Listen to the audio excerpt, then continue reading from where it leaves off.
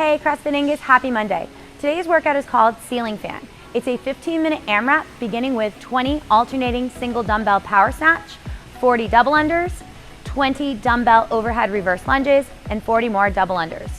Our goal today should be 3+ or 4+ rounds, which means we want each round to take somewhere around 4 minutes. To do this, we want to make sure we're taking calculated breaks. If we break up our power snatches and reverse lunges into 2 sets, it allows us an opportunity to break in between the sets and in between the movements. Keeping a consistent pace from the beginning is going to allow us to move for all 15 minutes. Modifications. If we're using a barbell today, we're going to cut the reps of the power snatch in half and complete 10 barbell power snatch with a moderately light weight, perhaps 95-65 might be prescribed in the gym. If we don't have double unders, we'll complete 60 single unders or 60 toe taps. And for those reverse lunges, we complete those as well with a barbell overhead, completing a total of 20 alternating lunges in place. Today's warm-up is going to begin with a general warm-up and then complete 2 rounds of the following: 30 seconds of single unders, then into 30 seconds of push-up into downward dog. Here we want to go into that plank position, push our head through our chest, opening up those shoulders, driving those heels down to the ground. From there, we'll complete 30 seconds of active Samson, alternating legs, driving those hips forward, getting a good stretch through those hip flexors. And then finally, last but not least, we're going to use our dumbbell for a 2-handed push press. So we're going to complete 30 seconds of push press with that single dumbbell.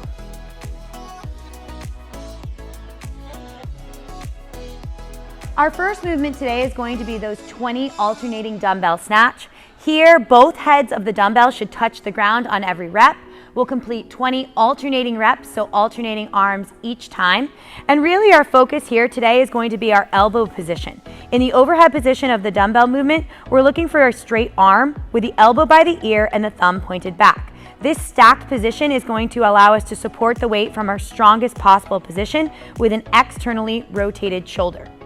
If we're using a barbell today, we're going to complete 10 power snatches as opposed to the 20 alternating dumbbell snatches. We're going to load the bar with a relatively light weight, perhaps 95-65. But again, in that locked out position up over top, what we want to see are the elbows completely locked out, shoulders externally rotated, or basically just those armpits pointed forward. That's going to put us in a good stacked position with those power snatches. In the double unders, we want to bring the elbows back so that the hands are placed directly in front of the hip bones. Bringing the elbows back will allow the rope to stay long, which can help minimize the trip-ups. If we don't have double unders, we can either complete 60 single unders today or 60 toe taps, as Keith is doing here. Each time the toe taps the dumbbell, that counts as 1 good rep. For the dumbbell overhead reverse lunge, we're going to complete each lunging step alternating, but we're going to complete all 10 reps on the right before switching arms and completing the next 10 on the left. Here again, we want to make sure that that elbow is tight to the ear, thumb pointed back, and that elbow is fully locked out. If your dumbbell is too heavy to hold overhead in that fashion, we can use any weighted object to put overhead, and again, complete all 20 reps alternating in this fashion. If we're using a barbell today, we're going to use that same weight that we were using for our power snatch, and we're going to try and find a grip that is somewhere between our pressing grip and our snatch grip to find the best stability up overhead.